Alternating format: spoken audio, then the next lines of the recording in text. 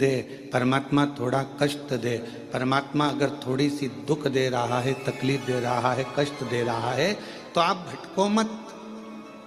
आपको भटकने की जरूरत नहीं है, आपको कहीं इधर उधर भटकने की जरूरत नहीं है।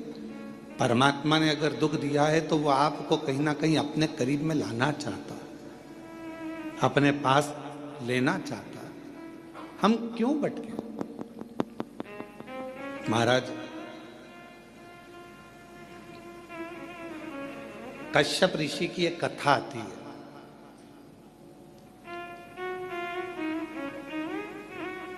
कि कश्यप बाबा, कश्यप ऋषि 12 ज्योतिर्लिंग का नित्य प्रति स्मरण करते थे।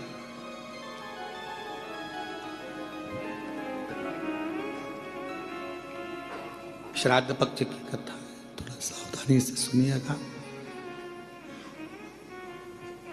श्राद्ध पक्ष की कथा है, थोड़ा सावधानी पूर्वक स्मरण करिएगा और अपने जीवन में उतारने का प्रयास करिएगा। जितने भी आस्था चैनल पर सुन रहे हो, चाहे फेसबुक यूट्यूब पर सुन रहे हो, चाहे इस कथा के पंडाल में बैठकर सुन रहे हो, कश्यप बाबा 12 ज्योतिर्लिंग का स्मरण करते हैं। पर कभी उन्होंने अपनी जिंदगी में पार्थिव पूजन करा? हर बार 12 ज्योतिर्लिंग का स्मरण करा, पार्थिव पूजन करा, पर कभी उन्होंने 12वां ज्योतिर्लिंग नहीं बनाया। अर्थात 11 ज्योतिर्लिंग बनाते थे और 12 ज्योतिर्लिंग उसमें बनाते ही नहीं थे।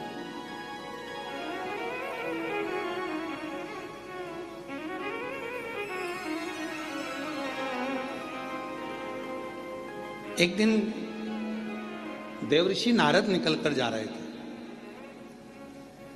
अब आप लोग अगर 12 ज्योतिर्लिंग का पूजन कर रहे हो तो आप लोग कितने ज्योतिर्लिंग बनाओगे? जम के बोलो जरा। 12 बनाओगे ना? पार्थिव पूजन कर रहे हो तो 12 ज्योतिर्लिंग का निर्माण करोगे। पर कश्यप ऋषि 11 ज्योतिर्लिंग का निर्माण करते थे और 12वां ज्योतिर्लिंग नहीं बनाते थे।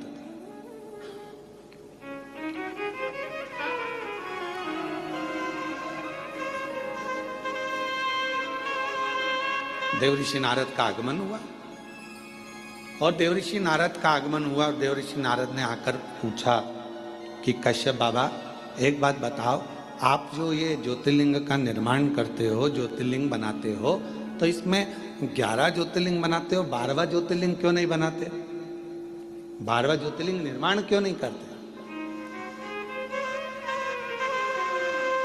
नारद जी पूछ पूछ कर थक गए, तो भी आखिरी तक कश्यप ऋषि ने यह नहीं बताया कि 12वां ज्योतिर्लिंग क्यों नहीं बनाते।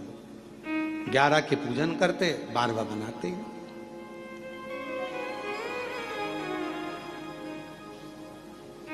अब समय बीता,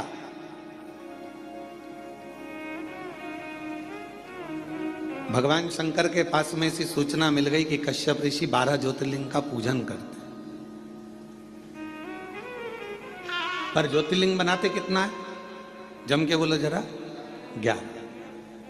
और पूजन कितने ज्योतिर्लिंग की कर रहे हैं? अच्छे से बोलो, आवाज नहीं आई। 12। तो जब 11 ज्योतिर्लिंग का आराधना कर रहे हैं, 11 ज्योतिर्लिंग का निर्माण कर रहे हैं, तो 12 ज्योतिर्लिंग का पूजन का फल कैसे मिले? कैसे प्राप्त हो? तब पार्वती जी एकदम रुष्ट होकर बैठ गई और पार्वती जी शिव जी की आराधना करने लगी। भोलेनाथ जी ने पूछा, पार्वती तुम रुष्ट क्यों?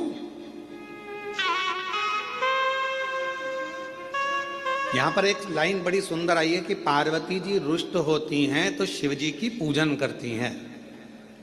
हमारा आप सबसे भी यही निवेदन है, अगर मान लो जिस दिन तुमको गुस्सा आए उस दिन तुम महादेव की पूजन करो, उस दिन आप भगवान का। और उल्टा होता है, जिस दिन रुष्ट होते हो ना, उस दिन तो तुम इतना बोलते हो, इतना बोलते हो, इतना बोलते हो कि जो पहले का करा धरा है ना, उस पर भी तुम लोग पानी फेर लेते हो, वो भी पूरा सत्यानाश मिला लेते हो, उसको भी नाश कर देते हो।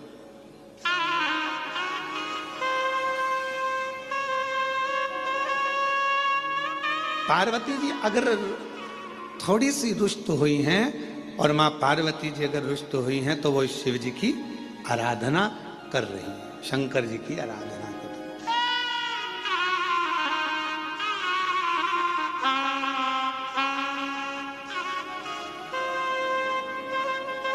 और मैंने तेरे ही भरोसे बाबा तेरे ही भरोसे। मेरा सासुओं से भी निवेदन है, बहुओं से भी निवेदन है, बेटाओं से भी निवेदन है, बाप से भी निवेदन है, भाऊ से भी निवेदन है, और घर में रहने वाले हर व्यक्ति से निवेदन है कि पार्वती के संवाद का स्मरण करना।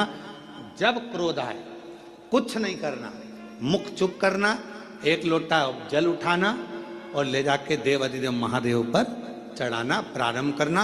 थोड़ी देर बैठना, हाथ में माला पकड़ना, नहीं पकड़ो तो प्रेम से मोबाइल को किनारे रखना और हृदय पर हाथ रखकर श्री शिवाय नमस्तुभ्यं, श्री शिवाय नमस्तुभ्यं, श्री शिवाय नमस्तुभ्यं, श्री शिवाय नमस्तुभ्यं। हृदय से अपने मन से भगवान को पुकारना प्रारंभ करो,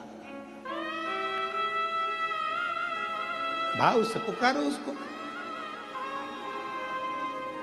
झगड़ा कर भी लोगे, सास अपशब्द कह देगी, बहू अपशब्द कह देगी, दोनों ने अपनी आड़ी टेढ़ी बातें कह दी, होगा क्या इसमें महाराज? इसमें एक दूसरे से संबंध दूर बनते चले जाएंगे, टूटते चले जाएंगे। इसलिए जितना मौन रहोगे, शांत रहोगे, उतने अपने जीवन का आनंद पाओ,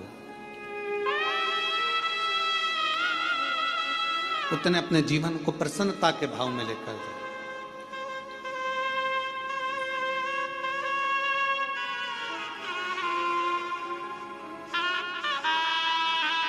रहीमन धागा प्रेम का